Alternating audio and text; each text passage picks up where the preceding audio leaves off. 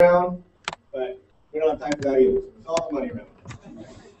So, Baron, those are a couple ads you might have seen a few years ago all over the world in Silicon Valley, and I X'd out these 2 words that made a very big impact on advertising and marketing and everything. You know what 2 words went there?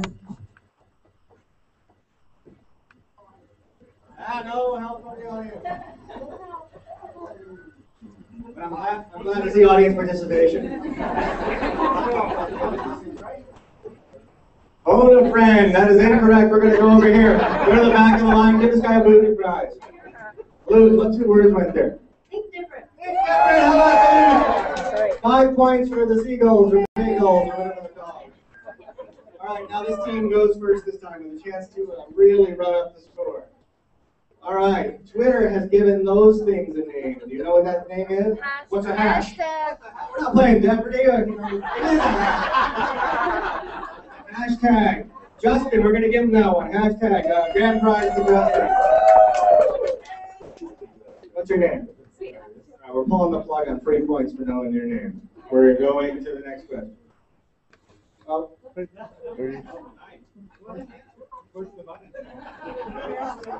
an assistant when I need one. All right, this character goes by his initials. Do you know what his initials are? GC. We might have to borrow some people from this side to get some points over here. Booby prize. Venu, is that how you say it? What's that guy's name? Oh, my character. PC. We'll give him 4.5 points over there. He got help from the audience. Thank you. Give this guy a semi-booby prize. All right. Okay, so it's your turn over here. Right. This guy's name is Mark. Not Mark.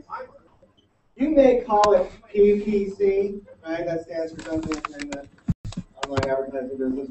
But Google has given the program another name. What does Google call this program?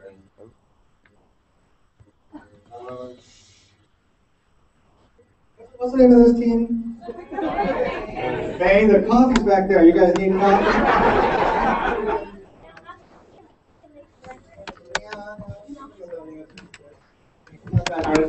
All right, get on the back of the line, try again. Jerry might know the answer. Jerry, what does Google call this program? AdWords? AdWords is the answer.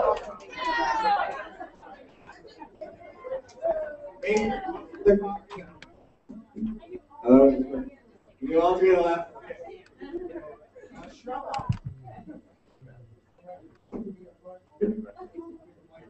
My mic doesn't.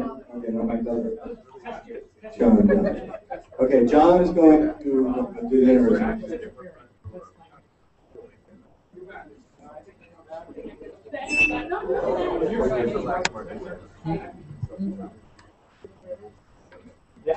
Hello? Are we recording this mess? We got that one. We got that one. Okay. All right. This thing. Thing's hot. Why does it?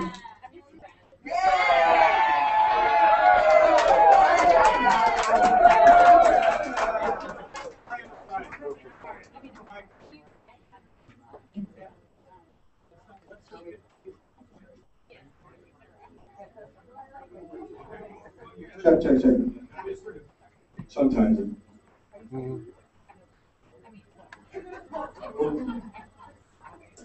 We switch mics? All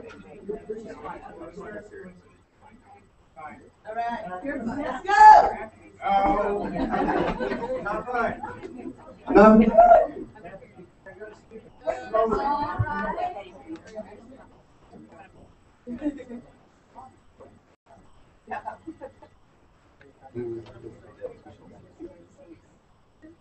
All right, we're going to go back. Okay, so whose turn?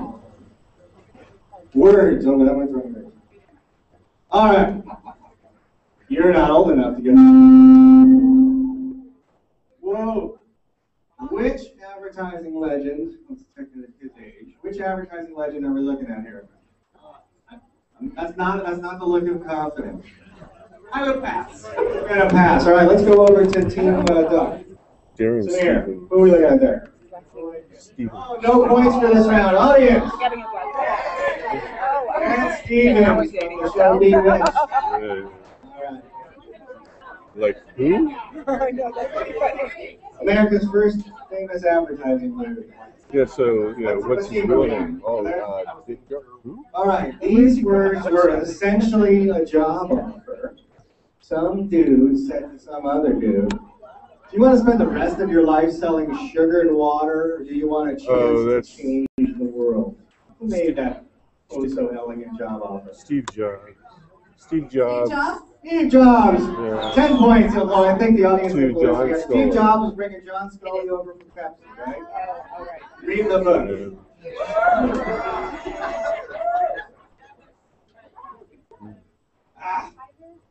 Mark. All right. It's the things round, and our player is Carla. Carla, Pinterest has given these things a name. What does Pinterest call those things? No. Well, inside of those are pins. You want to think about that? Those that we're looking at are not pins. Oh. Images. All right, we're going over Luke. Did you enjoy Mike? They're boards. They're boards. 5 points for the Bengals. Justin's back. All right. Oops. I guess that forward arrow makes him go forward. All right. Who I know if you can get that one. Who dat? Jack. Jack, very good. 10 points for Justin's team. All right. Again, testing your memory. We need an old guy. Larry, are you an old guy? All right. Well, we need an advertising guy. A one-word headline that went right there became legendary in print advertising and many, many books about print advertising. How many words is on that web guy?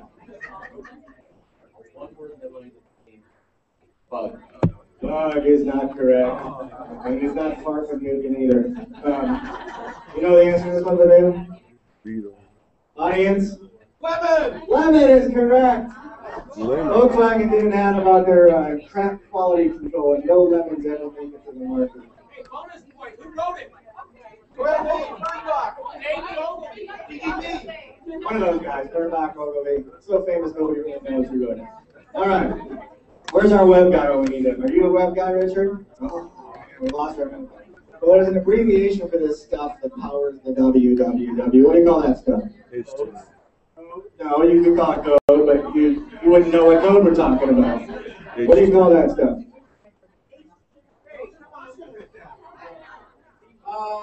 HTML. HTML. We're going to have to go with this democratic cheating system. All right. This guy's pretty famous. Not everybody knows what he looks like, but he definitely ranks. Is it their turn? She doesn't know the answer, obviously. All right. Who is that guy? No. I think he knows him though. No. Audience, who is that guy? Larry Page. You should know that. Is he here? And the guy loves himself so much that he names technology after himself. Who? That was a cruiser, right? All right, we need an old person. Nina, not an old person. Maybe you grew up on advertising, you studied advertising. This script was a classic commercial called I Can't Believe I Ate the Whole Thing. Oh, somebody whispered in her ear. It was like we're playing, what's that game we whispered in her ear? Alka something, she said. We'll give her 10 points for Alka Seltzer. All right, you recognize that guy? Yeah, and that's the only thing I have. LinkedIn has a name for this page. A lot of websites, a lot of social media names this page. What do you call this page? They give you a lot of crap if you don't fill it out correctly. Profile. That's a profile page. 10 points to Anaheim Giants. Okay, who dat?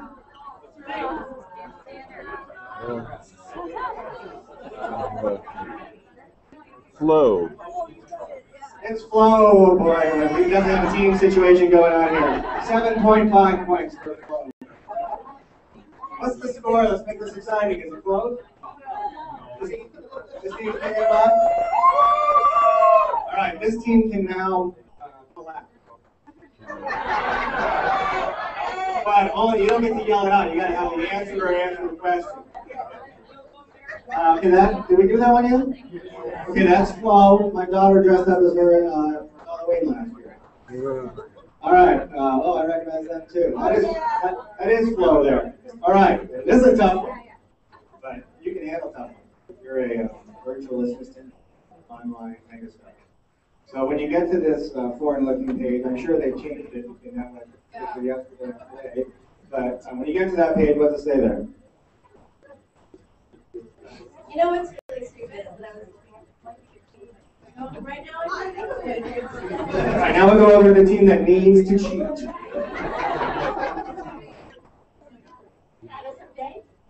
That is something. No, it's a question. What's the question, guys? Something like that. When I read that thing out, it said, "What's on your mind?" Yeah. The word is they changed, but it never says status. All right, whose turn? Man with the umbrella. Justin. You use this thing? No. Mark's turn. You use this thing to capture leads. Landing page? Landing page! All right. You must be getting close now, huh? Okay. All eyes on her faces. Her face. I didn't mean that. Yeah. Hey, you're supposed to be looking at her face. Right. Whose face? Danica Patrick. Just last night in the rehearsal, somebody pointed out that it said Danica right there. So we fixed that. All right. Lots of points over there. We're running out of questions. I hope it's close. All right. This is the longest running slogan of all time, Leslie. They put it into play, I don't know, in the 40s. It's on a billboard in every town. It never changed the slogan, and nobody really seems to know what it actually is. What's it say there? No.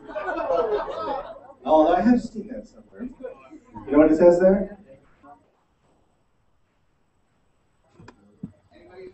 All right, audience. Raise your hand if you know it. Face the cancer. Give it high five. Just a little bit of it. Thank you. Come to where the flavor is. Mark, he's never at the front of the line when we need him.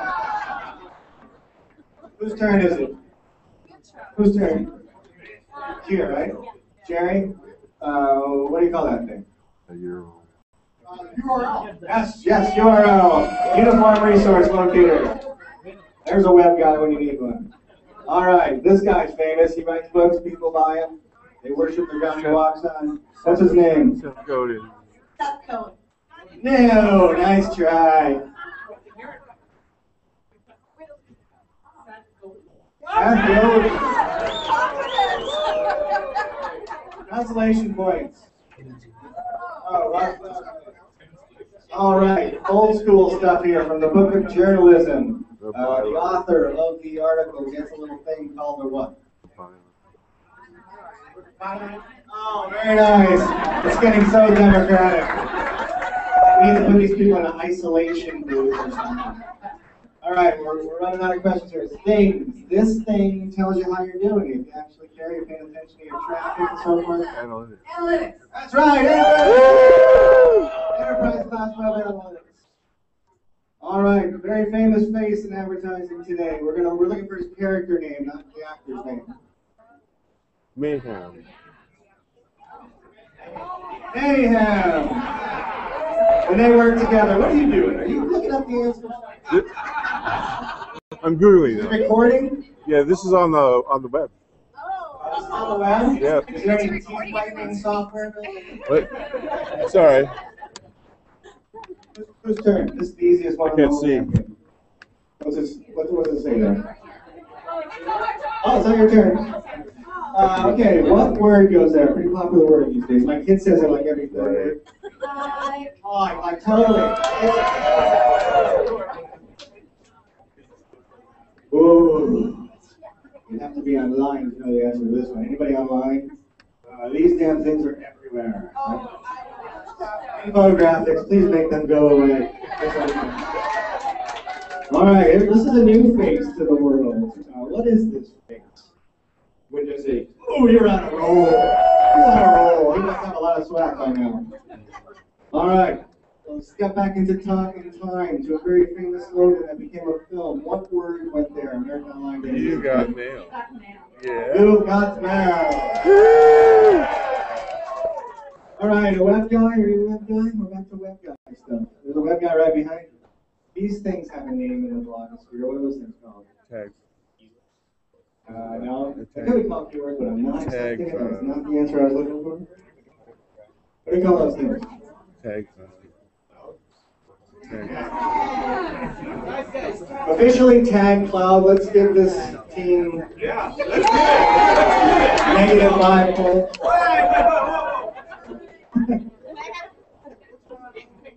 This team got it. I lost track. These are the 49ers and these are the Giants. She scored big. Speaking of the 49ers, she scored big at the Super Bowl. We're looking for the actress's name. Amy Poehler. Amy Poehler. And we're all out of questions. What's our score? Okay. 29. Ooh, wasn't that bad? Well, thank you for playing. Like I said, I'm a content marketing guy, so if you want to hear me answer questions about content marketing, I'm going to do that this afternoon. You can bring stickers up there. I'm going to hand it back to Paul. What? Oh yeah, the contestants have earned themselves a stupid shirt, so come on up for your stupid shirt. All right. Now you thoroughly jazzed. It's a great presentation. Lots of fun.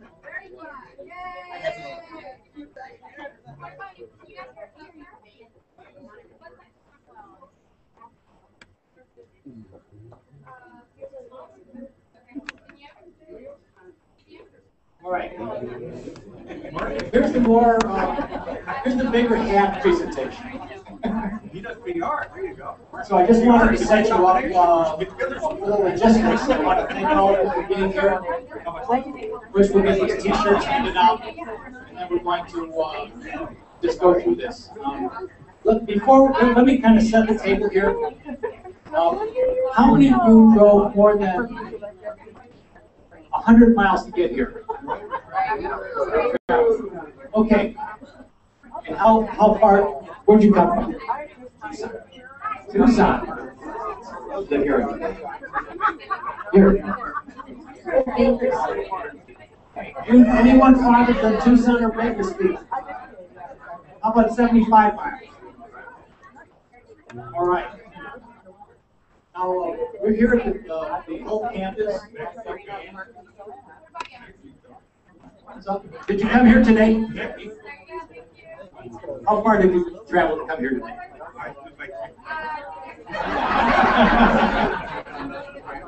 All right, we made a shirt for you too. Well, isn't that great? It just shows you.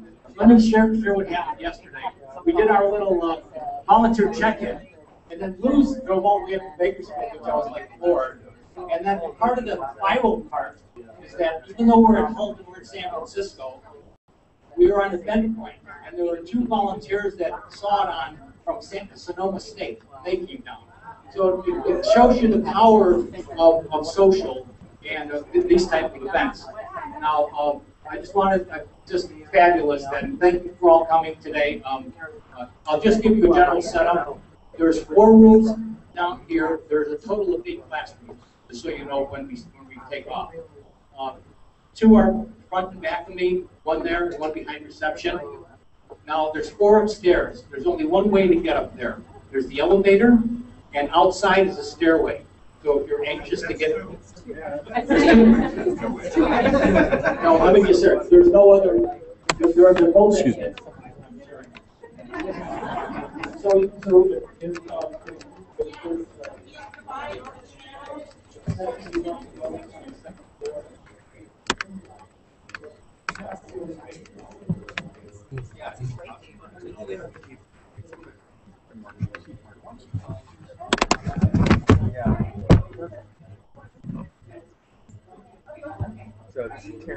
Hi. Are you still looking? Are you still on there?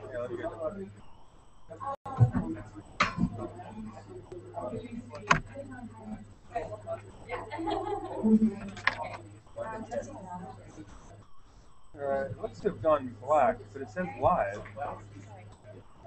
Oh. Hey, Terry? Yeah. Oh, there you go. It just takes time for you to catch up. Yeah.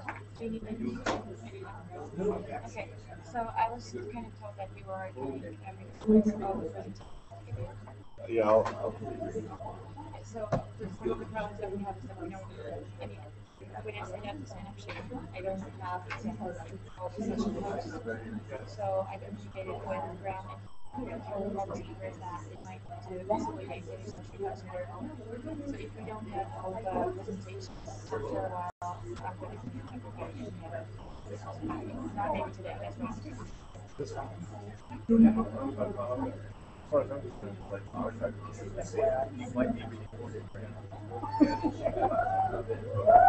What? And I already said what I wanted to say.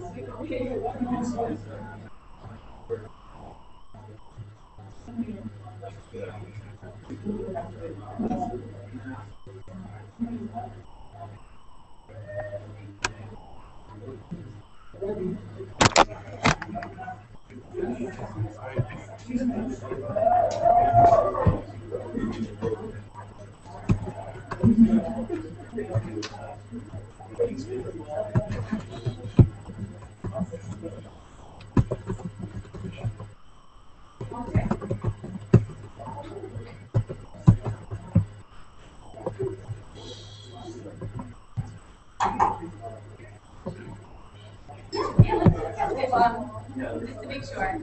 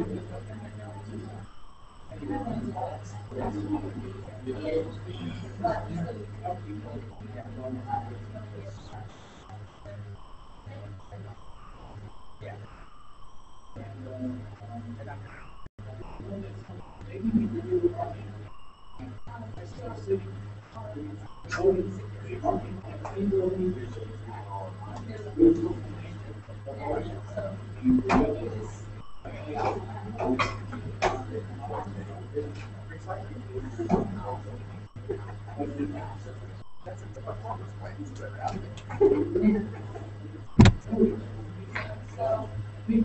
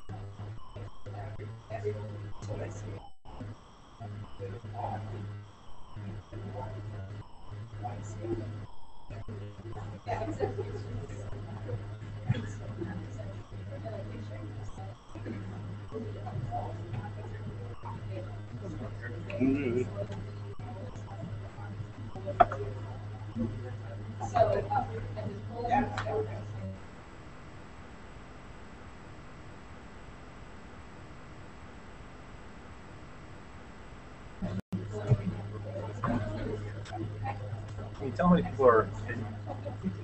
Does it share that number? Sorry? Share how many people are actually on. Oh, there. Does it say show how many people are actually on the stream, like following? No, it's not.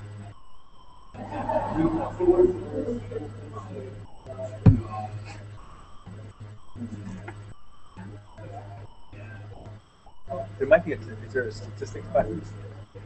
There's got to be something, because there's no way they can do it.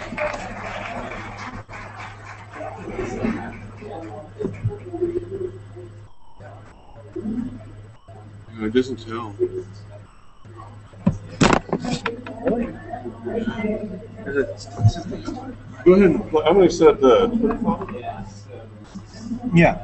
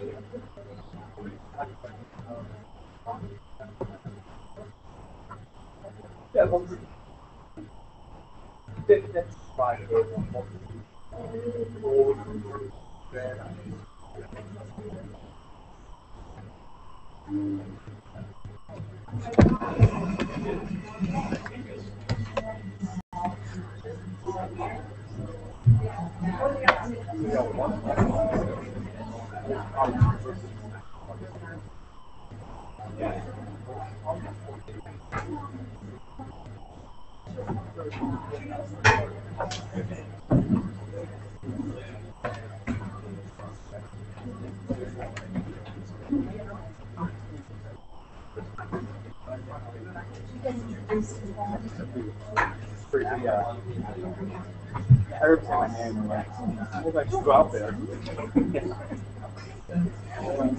So yeah, then and of course my person who's talking, sometimes people in the audience forget to do things that person. I'm getting out there, so I can't.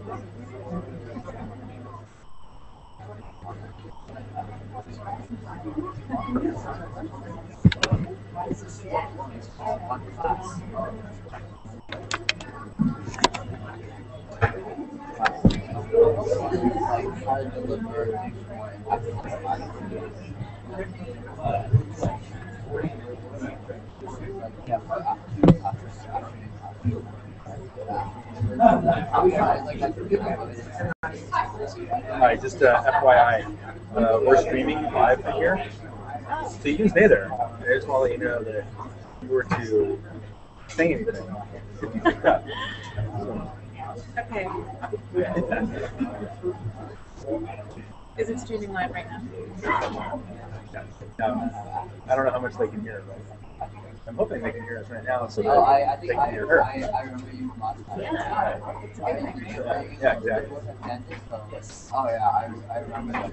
Yeah, I remember that from last. Why did you put have you like anything else that's more good?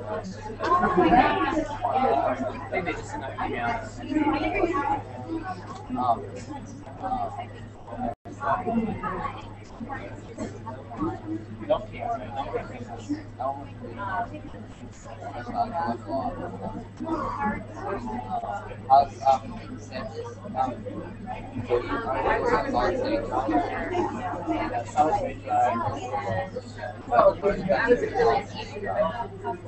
What's the benefit of solid state?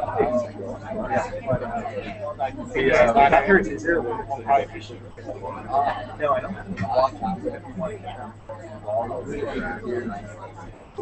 This is computer faster, so Yeah. this is actually This is how I know everyone.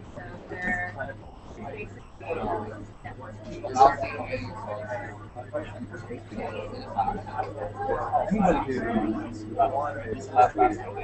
I should add it on the Google Plus.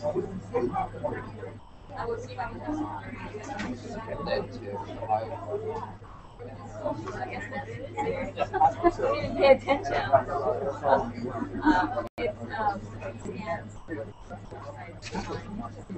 Yeah, I know we didn't know what to do with this thing. At this point, they're not here, but I'm sure.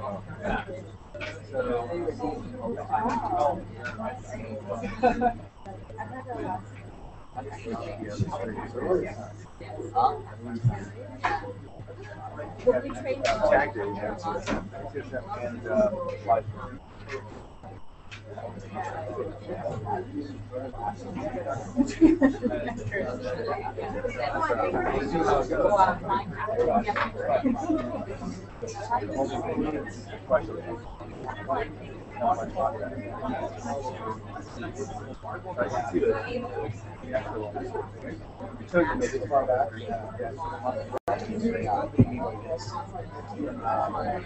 Are you good to see you?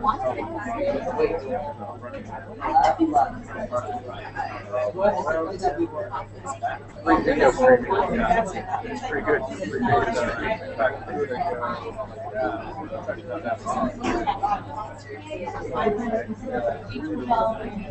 Yeah, what's 10 and what?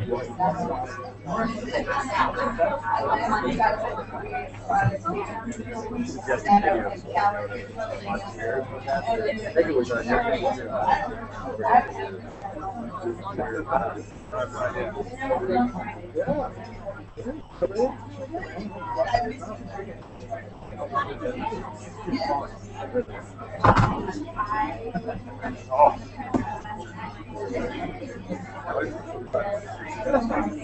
I'm not recording it. We're not. Oh, that's recording.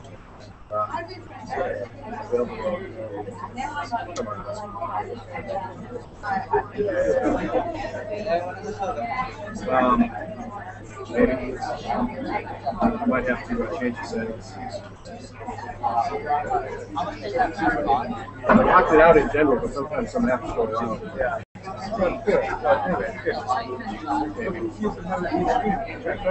Well, you can. I just think I don't have to send it. So I think if I go into the YouTube app instead of using the go-to device. Oh, right.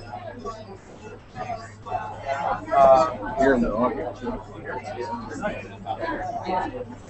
All right.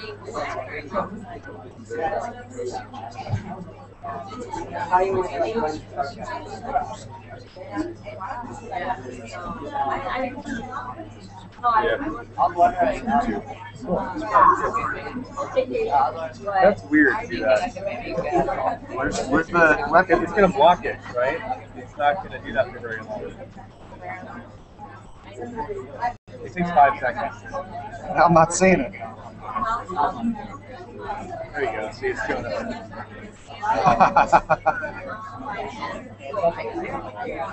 Live streaming the live stream. Yeah.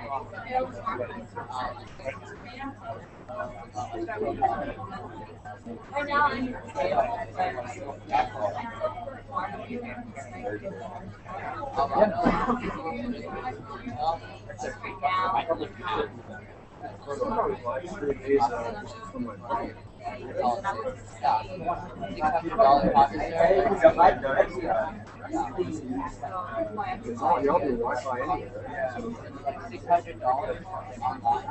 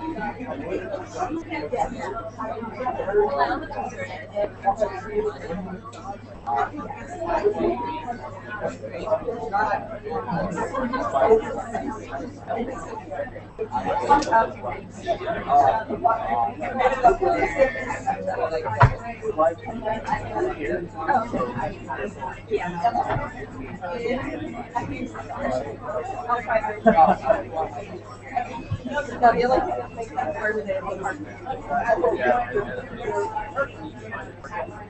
Yeah, well, I have to move my car. I drove around for a long time, and all I could find was like a 4-hour spot. So I didn't know the registration situation. My car came up. Yeah.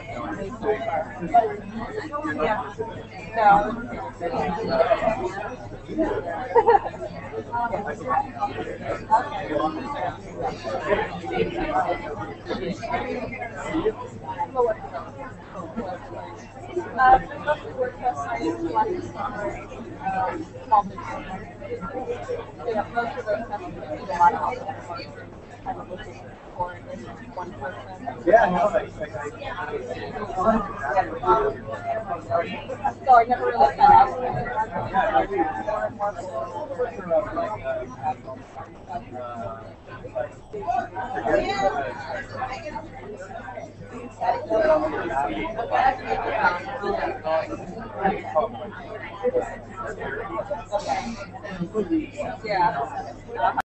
right.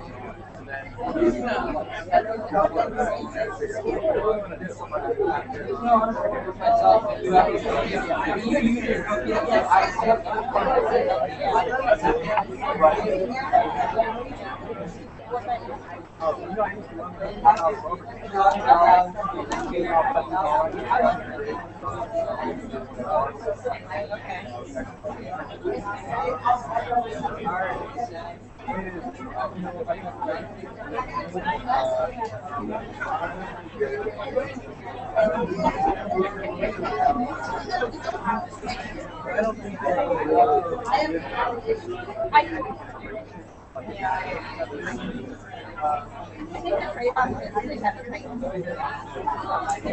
part of it. And that's because it's not so good at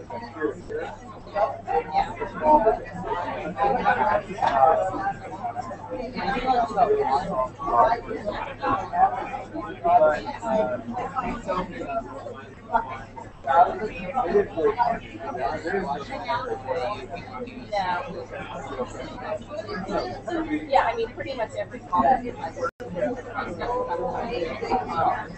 even if they have their own shop.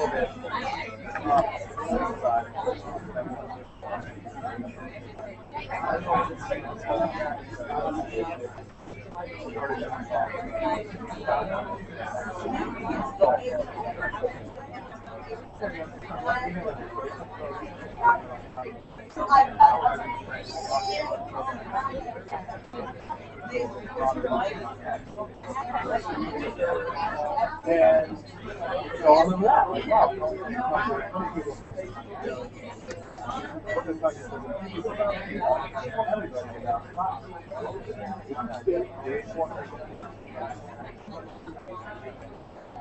Can you send me an email? So I can just to my Gmail account. I've set myself several emails so that I can get invited, so I can use the camera in this. But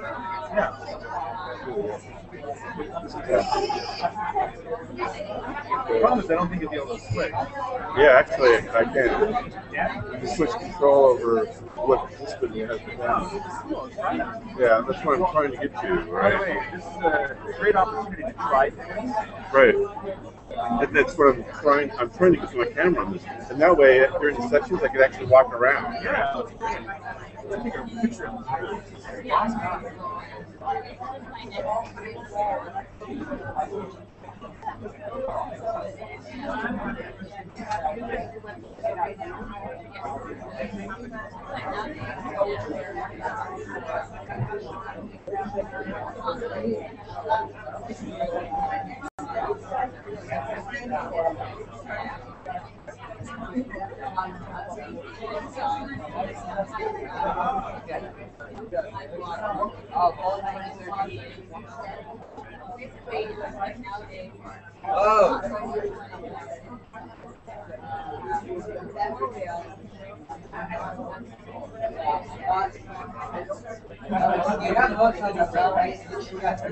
Hey guys, can you do me a favor and take a photo of us? And just so you know, we're live streaming right behind you. So yeah. So just take a photo of the two of us. So don't talk about the girls. Or if you do, make sure it's interesting. Yeah. Ready? Yeah. I should shoot that. Ready? 1, 2, 3. Live pictures? This one. One's fine. Let me take a look at it and see if it's any good. Am I smiling? Yeah. So the Twitter follow is up and running. Hey, look. It's actually taking a video of you taking a photo of us.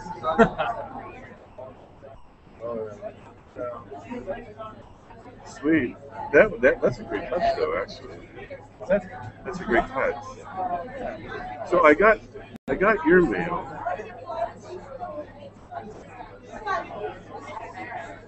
You know what? I don't know. Sometimes Gmail doesn't like send emails to us.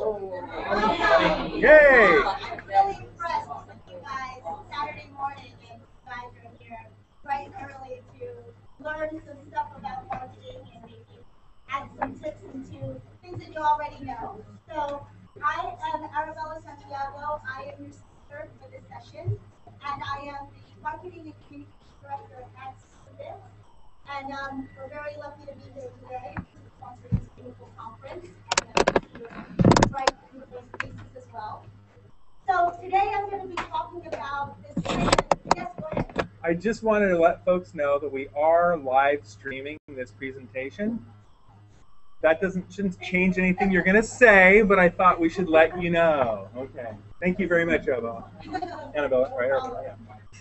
All right, so make sure you look You look marvelous. And anyway, so now I wanted to let you guys know what you're here for. You are going to hear a presentation on this kind of new concept called lean content. And it's not a concept that Stephen invented or I invented. It's something that we kind of put together with other ideas, specifically from the lean startup model. By a raise of hands, how many of you have heard of lean startup? Great, that's what I want to see. Have you guys read it? Who's read it? Awesome. That sounds good. So let's get started. And so we want to do leaner, better, faster, more impact for content marketing, the lean content way. And music that you were listening to just before was Daft Punk's Harder, Faster, Stronger. Let's go with that. Now let's talk about why there should be lean content out there. Well, Eric Schmidt said in 2010 that every 2 days we create as much content as from the dawn of man up to the year 2000. So that's a big problem. Why? Because now there's so much stuff out there, and the social web is crowded. And of course, it's hard to get heard, and it's hard to be found. So the challenge with a lot of new marketers, I'm sure, is how do you cut through the clutter? If you're at the bottom of this mountain right here and you want to summit to your goal, which is gain visibility, your path could be a content strategy for your content marketing or your marketing in general. So just a little bit about me. I didn't give you guys too much of a background before, but I'm going to talk to you about the roundabout way of how I got here in my career path, which kind of looks like a content path. So I was born in the Philippines, and I grew up in New Jersey. You can take the girl out of Jersey, but you can never take Jersey out of New Jersey. And then, during college, I got a job at a local newspaper called the Home News Tribune, and I was an obituary writer. Yes, so I wrote about very fun stuff. But, you know, with that, I also got to cover some local bands and did a whole fun, crazy, confused thing. And I thought it was really awesome. I mean, being a newspaper journalist, it was an amazing, amazing start to my career in media. The only thing is, I knew at that time in 2003 that this was going to happen. The print model is just not going to make it. And at that time in 2003, the 60,000 subscription newspaper at that time only had one online editor. And so you can just imagine how, just in less than 10 years, how far we've come from that newspaper print model to now. That was there to this day. With that, I moved out west to Orange County, and I got a job at the Orange County Register. Still another newspaper, but as a web editor. So it wasn't really that glamorous. It's almost the same as writing about dead people. Because what I did was I basically copied and pasted from the newsroom Coyote system and put it on their online system, and then did some work on their, photos and stuff like that. A lot of it was manual, and it wasn't like the newsroom systems from their offline print edition and their online digital edition. They weren't seamlessly integrated, and that was in 2004, 2005. I did that for a couple of years, and I realized, you know what, Orange County's not really for me. I like Los Angeles better, and I felt that it was time for me to kind of start venturing out on my own and seeing what I can do with what I've learned so far as a newspaper journalist. So I started interviewing entrepreneurs for a YouTube video idea called Business Boomer. I got to be in front of Richard Branson and interview him in 2007. And I collected a lot of these different videos, which back then actually earned like over 10,000 views. And that was really cool. That was around like 2007, 2006. That was the early days of YouTube. With that work that I created on my own, I was able to start a web consulting business, predominantly on consulting about web production. And I got my first big client, which was Maria Shriver, and I worked for the Women's Conference. And I created their bloggers arena during their live events, which gained popularity. Their traffic went up on the day of the conference, 350%. So we got 50,000 unique visitors on the website watching the live stream in 2008 and 2007. So that was a really big success, and decided to take that success and continue north to San Francisco, because I felt that this was the place where you can really find great entrepreneurs. So with that, I still had my consulting business, and I started getting a lot of clients, big and small nonprofit organizations. They wanted to interview even more famous people, knew them. But it was a little bit disheartening, because I wanted to actually just have a media company, not a consulting company. I wanted to just interview people, and that was it. But what these nonprofits realized, these organizations, and I also had some small businesses that were my clients, they realized that they wanted me to make content for them. So I thought, well, why can't I just do this for me as like a journalist, right? So I was kind of confused, and I was like, oh man, that stinks. Like I can make money off of this stuff, but I don't want to do this stuff. So I actually decided I didn't want to be a web producer consultant anymore, and I got a job booking speakers for a conference that took me to Tech Week Chicago. And the first year was awesome. I was able to book Craig Newmark for Craigslist. I was able to David McCord from 500 Startups to come from Silicon Valley to Chicago, and it was great. And then the next year after that, in 2012, they actually made me the executive director of Chicago. So that was a big change for me, because I was used to talking to people, interviewing them, and now the media was talking to me, and it was odd. But it was also a really successful conference, and I was able to gather a lot of people around great content, predominantly by curating good speakers about startups and entrepreneurship from a place that is #1 in that here in San Francisco, Silicon Valley, to like a secondary one in Chicago. But my heart belongs in San Francisco. I left that job and went back to San Francisco. Now, again, out of a job, but with all this content that I've created since I was a newspaper reporter, I figured, what am I going to do next? Well, actually, while I was at Tech Week, I interviewed Beyond Lucas, who is the CEO and co-founder of Speak. And somehow, some way, there was a marketing director position available here in San Francisco for Speak, which was then less than a year old. So I became the marketing director. And this is kind of tough. This was just in September, and I said, need a marketer? But I'm a journalist. Well, what am I doing? Why am I a marketer? I mean, I know I kind of did it for the other organizations, but this was such a big thing for me that it was such a shift in my perception. So then, as I've gotten more comfortable and more into myself as a marketer, and then looked at Scoop It as a content platform, content curation platform, a sort of way to build your own media for your own brands, for your personal brand, I started realizing something. I started realizing that all has not gone to waste, that a lot of my experience from the past as a journalist, as a consultant, as a media consultant, and then now as a marketer, all have come together and converged into what we now call content marketing.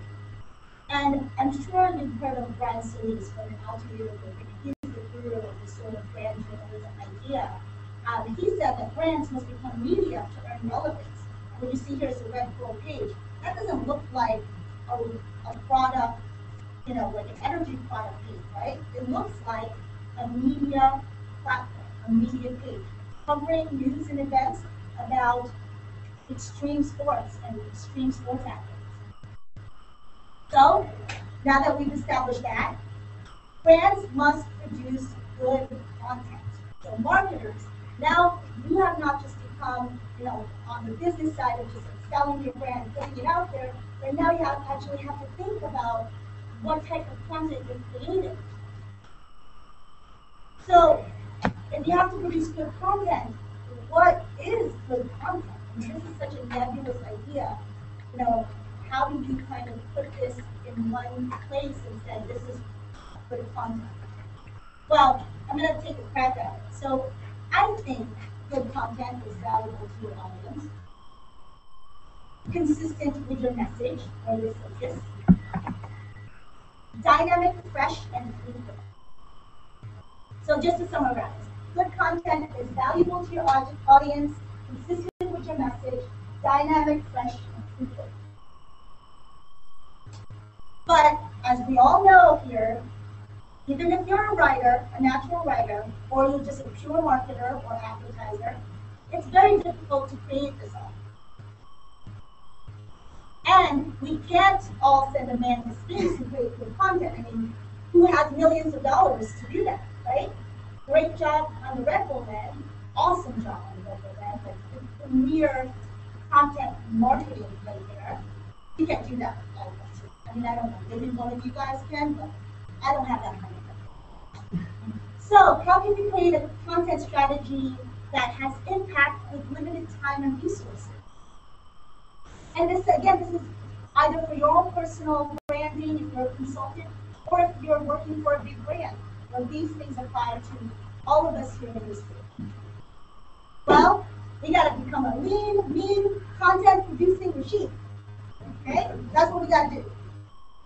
So, it's not that hard, and it's not that easy either. So even though I say like less time and resources, you got to think of it as an athlete, right? That's why I have a lot of athletic sports themes throughout this presentation, because you're not really trying to do less, but you're trying to make your system, your body, more efficient and effective. Right? So that means that you have to kind of create systems for yourself, for your team, in your own organization, and try to figure out what you can cut out or what you should do more of. But the idea is to create processes so that you can become a lean, mean, content producing machine. Because there's just not enough time in the day to create everything that you need to do everything that you need to do. So let's get to what is lean content. Well, as I said, lean content borrows some ideas from the lean startup methodology by Eric Ries. And it's the whole idea of learning, building, and measuring, and it's a cycle, right? So this goes over and over again in fast feedback loops so that you can iterate on your idea. Now check this out. I don't know if you guys are familiar with the content cycle, but it's very, very similar to the lean startup cycle. And I want you guys to look at that. And specifically focus on the fact that, well, measure is there, again. Research is basically part of finding out ideas. Creating is about building, creating and improving. And then publishing is about whatever you publish, that's your product, right? And then when you promote it, then you get to the next part of measuring. And then refining it is about looking at the data and making sure you're learning from it. And then you get back to, again, trying to figure out another idea, how to refine your campaigns, refine your marketing campaigns, what to leave out, what to keep, and you just keep on going until never. You just keep on going. You just have to do it until you figure out you don't want to do it anymore. But this is a very important thing to look at. So when I first started, I told you guys that I didn't want to really define lean content because it's not something that Stupid owns. It's something that we feel is part of all of us in here and all of us in the community. These are some of our startup friends who have participated in our lean content meetup group as speakers, and they were able to give us some ideas on how they use the lean content ideas to make their brands and their startups better. And we'll get through some of the tips that they've given to us in our lean content. So this is so far what we read off of what lean content is, but like I said, this probably isn't like the textbook definition. I mean, there is no textbook definition. This is something that we should all kind of look at and build upon. So fast feedback loop, build, measure, and learn. Scrappiness, high impact with minimum resources is really important when you don't have a lot of money and you have to look at your budget. You really have to figure out where you're allocating your time, your budget, your resources, because that will make you an even better lean content machine. And then you also have to think about being genuine. This is the difference between, even advertising, you have to be genuine nowadays. Because this is the difference between selling, and just talking about your brand, and then thinking about your audience instead of yourself. You're thinking about what you can give to your audience instead of what you can get out of them. You have to keep that in mind. You have to keep your content genuine and authentic. So this is a blurb from Jamie Lassiter. He is the founder of Social Media Biz, and he covered our first meetup with Leo Woodridge from Buffer.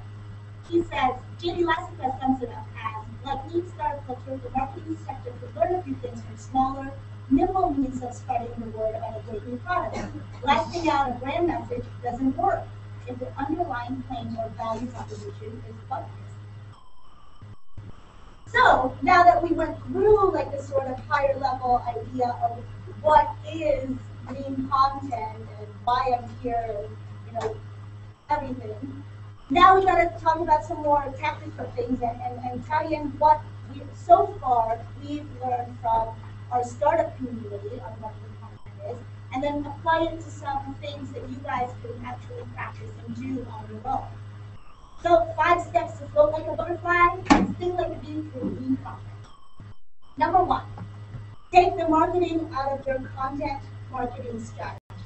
So this is a really great step. You got to start thinking out of that sell, even though I love to scream on top of the mountaintop and say, please join Scoop It and love it and use it every day.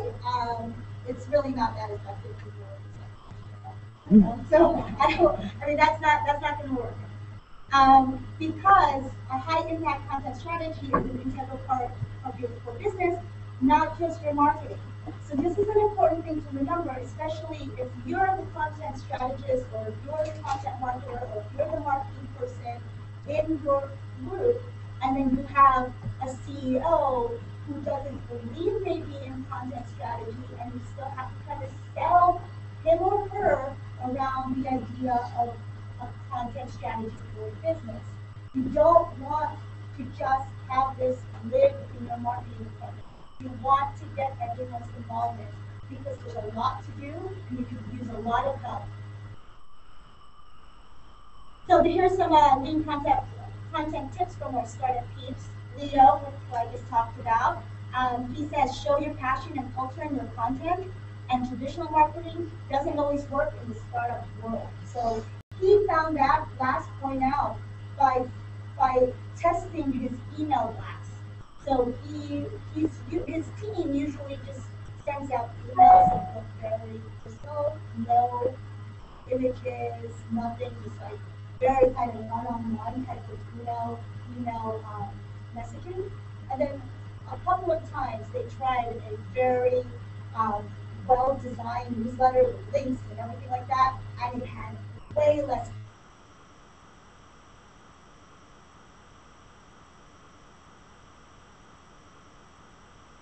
personalized, startup to. So we realized that, and then they went back to their non-traditional way. Now that might not be good for your brands, so you have to, if you want to try it out, but make sure you measure its success. Step 2, find the engagement sweet spot by identifying your core values and culture. So Leo kind of talked about that in this tip, and I'll show you how to find this engagement sweet spot. I'm kind of going with there again. So we start with the blue circle, your company core values. And then we go with your customer and community interests. So you may not know some of these yet, right? So you may actually have to start figuring out your company core values still.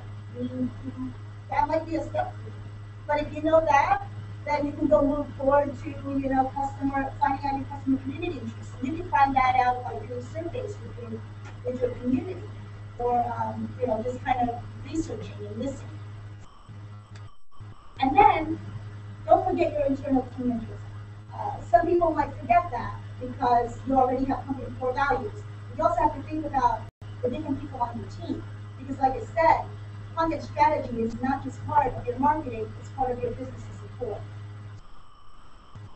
So where these things overlap, the blue and the red, is an opportunity for you to use your content strategy for actually your workforce development. So if you find that there's some company core values are overlapping with your internal team interests, maybe you would like to actually do some content around that. For example, if you are a content strategist for REI, retailer sporting goods, and your internal team, whether they're engineers or product engineers or marketers or your C-level, maybe they're interested in the public, interested in outdoor stuff. So you can actually create some content around that internally as a workforce development. And that's through your content writer. And then if you look at the overlap between internal team interest and customer community interest, you as a content strategist might be able to find some people in your internal team that have overlapping interests with the community and get that person to create some content with you as a way for them to give them a chance for some personal branding themselves. And you can do that very easily with YouTube videos, with slide shares. You can definitely find an opportunity to empower an individual team member to go and do their own thing and captivate and engage your community. And then that little area right there, that is engagement sweet spot. That's basically where your everything just comes together. And if you find topics and subjects that you know fit in all three of these areas, you might want to start there. Actually, I suggest you do start there and test that idea out. Start creating your content strategy around those subjects, and then see if they work. But this way, you're not just flailing about and saying, "Where do I start?" Start where that middle spot is. See if that works for you. So another new content tip from Startup Peeps, Evan Hamilton. He is the head of content and community of User Voice. He says, build trust and loyalty by providing extra value with your content. And I said this before, shameless self-promotion is one of the easiest ways to lose the trust of your audience. So make sure you kind of think of outside of the box, but still stay within the core areas of your engagement sweet spot, and make sure that you go ahead and take some risk and not always not about yourself. So step 3, use content curation to get you leads. So this is where content curation comes in. So in case you guys don't know what a content curator is, these are some quotes. One, someone who continually finds, groups, organizes, and shares the best and most relevant content on a specific issue online. And that's from Ruki Karnava from Ogilvy, one of the large advertising agencies. And then our own Beyond the it says, curators turn information into knowledge, we give context to content. So that's the other layer of thinking about what a content curator is. If you think about the word curator, I'm sure you guys understand that definition you can take from an art curator, an art gallery curator, right? So this curator doesn't necessarily, maybe this artist will also create their own stuff and put it in the art gallery, but mainly what they do is they collect things, and then they have an overall theme around their collection when they do a show. And then with that collection, they also add that layer of personalization, their point of view, like creating, the little plates that explain what the art is and how it ties back into the theme. So think of yourself when you're thinking about content curation online. That's what you do. You're like an art gallery curator. So just a content curation strategy that you can use, and you can apply this to any sort of content curation platform. It doesn't have to be Scoobit. In fact, you should actually figure out which platform is the best for you. So think about this, the 1A component of this is think about what you already consume, what content you already read, what you share on Twitter and other social networks, what you email. I know that some of you guys have heard of Cloud, right? Everyone knows that. So Cloud's actually kind of helpful in figuring out what topics you're already tweeting about. So you might want to look and see, what areas people are that you've been tweeting about, and then on LinkedIn, your LinkedIn network obviously they endorse your skill sets. So that's a good way to kind of assess, what you're already doing and how you look in front of people out there. And if you have like an organization that sends out emails, see what you're doing now. And I also like look at that and see and measure what works in terms of the content in your email. And then also think about not only what you already read and what you already share, but also what type of content you usually do that with. So are they articles, are they blog posts, are they events, are they videos, are they presentations, are they images, recipes, whatever that is, think about that. And then your curation format.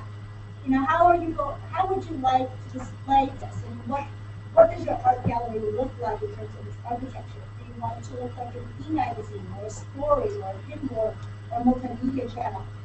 Just figure out what you already do. Just look at this is a part of the research step on the content side.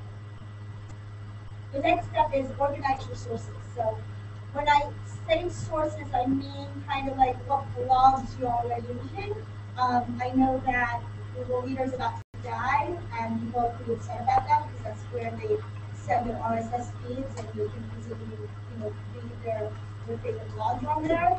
So, make sure you understand what places to go to for information. I love Twitter lists because I actually follow, a diverse group of people and organizations on my Twitter, on my personal Twitter. So I have 2 group apps. I love, personally, I love food and wine, so I have a lot of those foodies and winos. And then I also have, I have a lot of them. And then I go to wine country, take pictures, and then they follow me. And, that doesn't have anything to do with my job. Then I also have a list of the marketers, and a list of, the journalists, and the list of, the different localities that I lived at in San Francisco, Chicago, New York. If you organize these sources, it's going to be easier for you to carve out a time in your day, look at that list, and you're super focused on just that specific group of people that you want to discover from. And then the next part is identify a content hub. So I have scooped it here. It could be any hub that you choose. You can do it like Hootsuite or Sprout Social. There's a lot of publishing platforms out there. I'm going to Scoop it because that's where I'm from and that's where I work. And then you kind of basically gather your sources and collect your information collect the content onto the topic page, and then from there you can send it to the rest of the social web. Now, we're integrated with all of these major platforms. You also have to figure in that sometimes you don't want to automatically post to all of them, but sometimes it's like easy. For example, LinkedIn it's really hard for me to always post on LinkedIn. But if I post a piece of content up on my topic page, it's easy for me to do that, and I actually get a lot of responses from that. But with Facebook, they kind of changed their Facebook algorithm, and they want you to post links directly to Facebook. So just be aware and keep up with the platforms as they change, so that you can be aware of how to effectively publish and promote your content. Number 4, filter with purpose. So what does that mean? Well, when it comes to content curation, it's not about quantity, it's about quality. I mean, if you seriously spent 10 minutes this morning and you didn't see anything that you want to put on your topic page that speaks about you or your organization, don't put it on there. Just put it on there. It's very different from just tweeting. Like, the tweets and the Facebook posts have a lifespan of like 20 to 30 minutes because it's like real time. But if you're putting it up on your blog or your topic page, it's there for quite a while. So make sure you filter the purpose. No one wants to go to an art gallery and it's all crap, right? So you don't want to do that. Think about your page, your area where you're curating content, whether it's on Tumblr or WordPress or Scoop.it or Pinterest. You want to think about what people are going to think of you for posting that piece of content. Number 5, and it's a very, very important thing, add your point of view. Pinterest has this, Twitter has this, Tumblr obviously it's kind of more of a blogging platform. Even Twitter, if you're retweeting something, you gotta add your point of view, or else retweeting it is just kind of like movie, right? So you should really try your best to just add this sort of layer of personalization. It's going to help, it'll come back to you. It'll help people start getting to know your brand's voice or your voice and your personal branding. And yeah, just make sure you do that. And just a point too, a lot of people get confused between curation and aggregation. Aggregation is oftentimes automated, so you plug in keywords into Paperly and then you get like a paper and then it shoots out to your Twitter feed, which is fine, it's great. I actually like it as a discovery platform, another way of discovering content. But to me, it doesn't really speak as much about like who I am or the brand because I don't have my point of view. It's just like the keywords that they can put who they want, but they can just kind of aggregate whatever it is out there is who they want. So just make sure that you understand the difference. And then the next one is measurability. Again, this sort of content creation strategy applies to the content cycle that I talked about. So measure, measure, measure. Do not just put something out there, and if you think it's good, and if the results say it's not, you've got to stop that because this is a real good way to really whittle down the workload that you have to do when it comes to this content strategy. And number 7, build your communities of interest.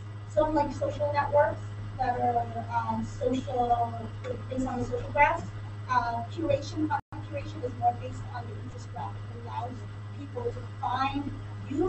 It's kind of like joining a club in college or high school, where if you know that you like theater, you go join the drama club, and you meet new people through that. But with Facebook and LinkedIn and Twitter, usually people only find you if they already know you on LinkedIn.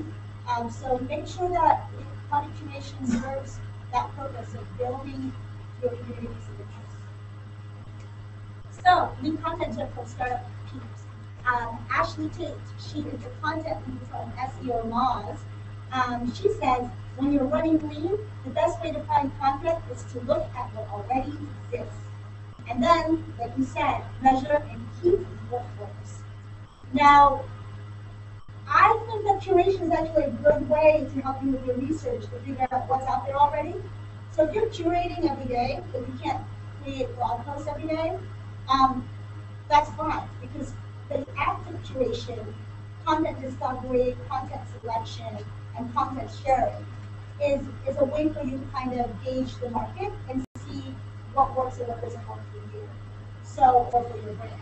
So obviously, I'm sure you guys already know about the different platforms here with Pinterest, mainly entertainment content, very visual, so if you have like a brand that could work with something visual, say it's like something that could use like recipes or we have a shoe store, use Pinterest, it's really great. Scoop It, we're mainly like more professional content, more like blog heavy, article heavy. And then YouTube, as you know, Magnify is used by paper brands like New York Magazine, that they aggregate and curate, help brands curate around videos. And then Storify is awesome for like social media chatter. And if you have events either online or offline, we like to use these for both for like our offline events to basically summarize the social media chatter during the event. But we also use it for like a tweet chat. So after a tweet chat, we put together a story on Storify and we embed it on our blog. It's a really easy and fun way to create a multimedia experience with an event. Number 4, execute your content strategy quickly and fluidly without losing your focus. So you're an athlete. You've got what it takes already. You've got your strategy. You've been practicing. You've been looking at what's working. Now, as you're doing that, as you're going through the content cycle over and over again and refining and getting better at it, make sure you don't lose your focus on your overall message, right? That's very important. So a lead content tip from Startup Pete Ty from TaskRabbit, she's the head of content there. She says, think about how to repurpose each piece of content before you build. And each piece of content should support the big idea in some way. I wanted to touch upon this idea of how marketing has now become more of a knowledge sharing opportunity for all of us. It's not just, like I said, about selling the brand or selling the product anymore. It's really about helping people gain more insight and more knowledge about not just about your brand and what it does, but about who you are as a brand, as a team, as a culture. Think about Apple, right? I mean, what does Apple stand? What did Apple stand for when Steve Jobs was around? That's like what you want to get at, that kind of thinking. You want people to start thinking about you beyond your product, because if like somehow, some way your product fails or you get the customer upset, if they still trust you because you've been giving them, such great, you've been there for them and you're not always just wanting stuff from them, they're gonna forgive you. It's like relationships in real life. So that's the idea, is that create that relationship through your content. Make sure that relationship is still supports your big idea. That's important. I mean, maybe for fun you might consider putting up a cat video or some memes. We did like the Harlem Shake one day at our big content meetup. It was really fun. We got written up in a little blog.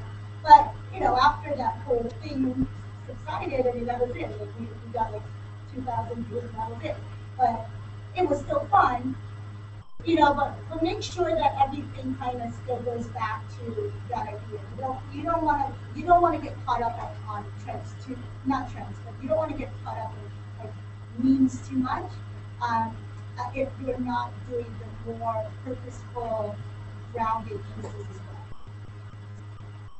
well. This is a very practical thing. Create an editorial calendar, and so that you can have some stuff that you can put on cue on Hootsuite, Kickoff, or Facebook, whatever you use.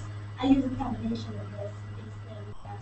Hootsuite I like for regular posts on social media. Buffer I like for my content creation. They're both actually integrated in their platform. But it's really important for you guys to create an editorial calendar, even if you just use a Google Docs or Google Calendar. I use also some like Smartsheet, that's some things that I do with like PR person. So make sure that happens. And then Ty said something about repurposing content and strategizing about how many times you can repurpose a piece of content. And it's really, really, really great piece of advice. Because if you have, for example, I'm speaking with you guys today, and I want to put this on a slideshow, right? This is really, you can go there, and now I'm going to share it to everyone, and it's going to spread, and hopefully people like the content. And it's just going to make things easier for you. You can also curate, your work or themes around your work on a content creation platform. We're also integrating things that I share. And then another thing is think about your emails too. Email is not dead. It is still alive. And Sarah, contact director over there, she's finishing up a beautiful infographic about how email is not dead. This is actually the number one way small medium-sized businesses share communications with users. So think of ways to kind of repurpose your content. Be smart about it. So sometimes if you put too much on your newsletters, they're not going to go to your blog. Okay, so kind of have a strategy for what piece of editorial you're going to put on your email. How often you're going to do it as well. That goes with your editorial calendar. What style it's going to be. We just launched something where we integrated with MailChimp, where you can just connect to MailChimp, and you can have your however number of posts you want on there, and you can easily have like a beautiful HTML newsletter, and then you will link to those posts that you curated and everything. So make sure you have an email strategy as well, because that's not good. Step 5, and the last step of the day for me, is use content to care for your communities of interest. So, like I said, you gather these communities of interest.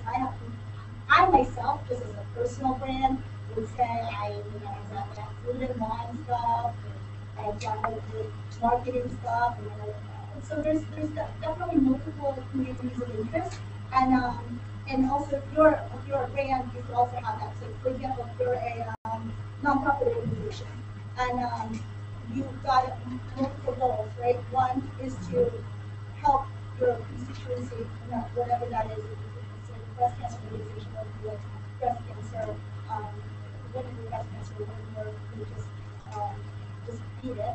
And then you also want your donors that you're also, trying to gather around your interest. And then maybe you also want to just put in like, just helping women get news just for everyone else out there, and could turn into a donor, or could turn into one of your constituencies or community health. So it's important for you to kind of understand how to care for those communities and who they are. And empower your community. So I've talked about our good content meetups, and it's been a really great help for me because look what I just did this whole presentation. I mean, I took what they said throughout the last 3 months that we've been doing this meetup, and I've given you guys the tips. I didn't come up with those things. They came up with it. And also, it's really great when you partner with other brands and help spread your message, so you kind of align yourself with other people. It's important for that part in the content cycle when you say, okay, you're going to publish it now. You created the content, you created the content, now you're about to publish it. Where are you going to publish it?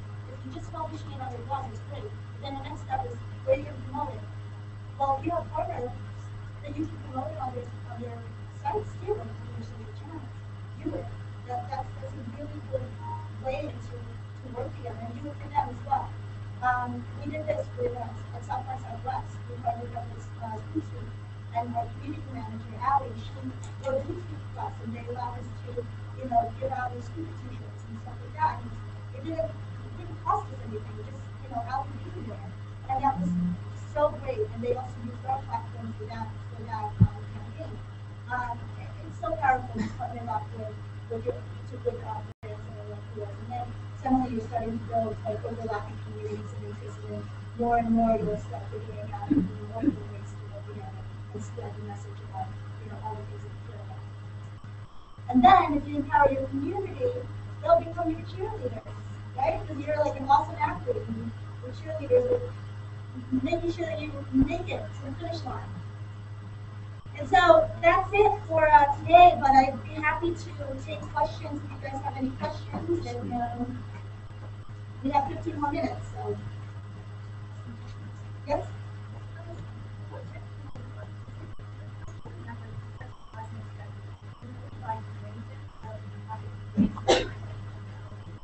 I'm sorry. I think that it's, I think that you should create also. I think it's a mix. It's kind of like, how marketing mixes are. You shouldn't, if you're going to get inspired, you can start with curation, especially if you're thinking about, like, say, pivoting your blog or starting a blog. Start with curating content, see what's not being talked about, but something that you can create something around. It's a really good starting point, but I really encourage that like unique content is still important. Anyone else? My slideshare. So I'll send you guys that. I think my slideshare is /. I'll send that to you. If you want, I'll give you my card. Yeah. Yes.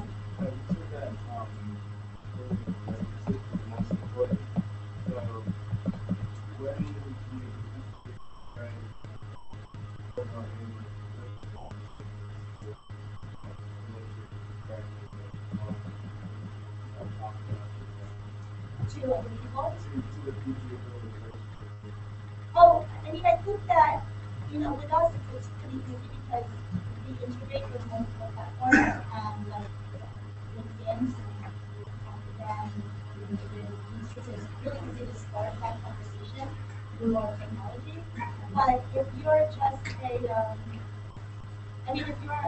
if you're like a consultant, but that's not like a product,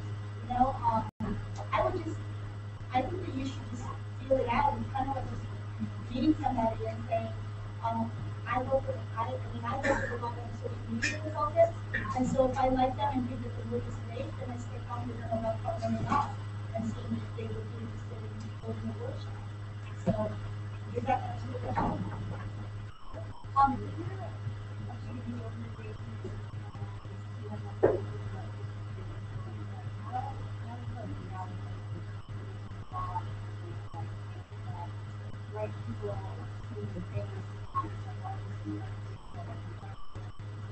Yeah, that's a really good question. So this is the reason why I think with the blog post creation, like the unique content creation that you're doing already, you should also have the topics of multiple interests and only publish the curated content on your blog if you feel like it's something that will appeal to your local audience. Use the content curation platform to bring traffic into your blog post by branding page and some of your content. So, for example, if you're B2B and you've got what is so what are the different audiences? We have people who are running the file, thousands of people who are looking at providers, people who are people who are interested, people who are original, that's not important. What is your overall editorial message on your blog? You're still working on it. I'm still working on it and finding out how to give information that's useful and incorporate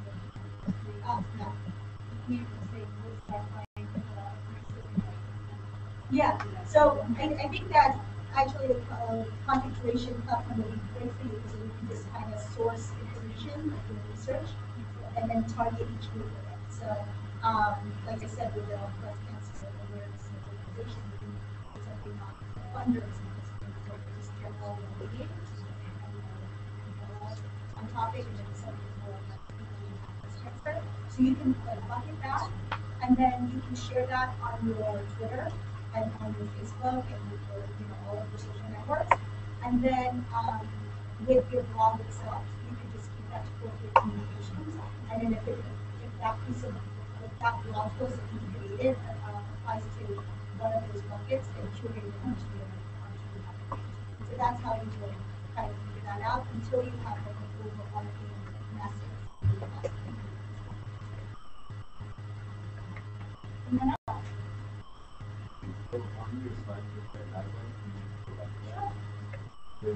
Oh, of course, I love that thing.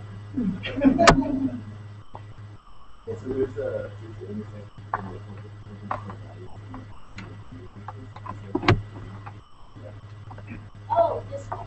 Where? The yellow and the blue. If you look the red circle down a little bit. Oh yeah, I mean that's probably.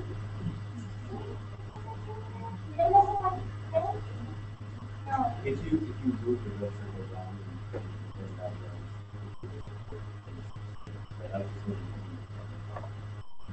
That's your sales message, maybe. I think that is more like the sales message. Yeah. Because it's like whatever your customer really wants to do is really I messed up my Venn diagram. It's not. Oh, it's important. I was an English major.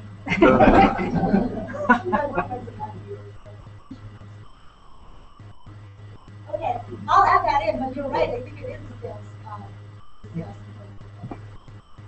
Good. You have to teach about marketing,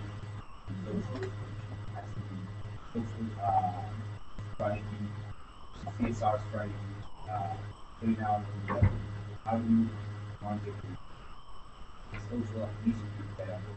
You mean like social impact, like corporate responsibility?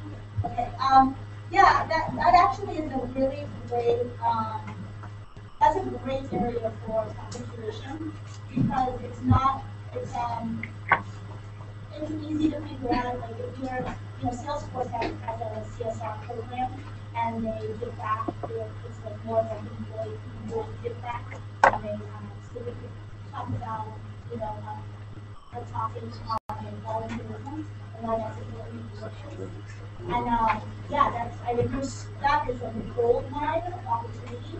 I really think that like, on the corporate brands, CSR is a perfect example of role compensation. And again, like, you might have a sub-brand for your CSR as well. So you might have a blog that's specifically for that. And then, depending on how big you want to do company is, or it doesn't matter, because we also have those targets sub-brand as well. Sub-brands are great depending on how much you want to put and what strategy and execution to that CSR.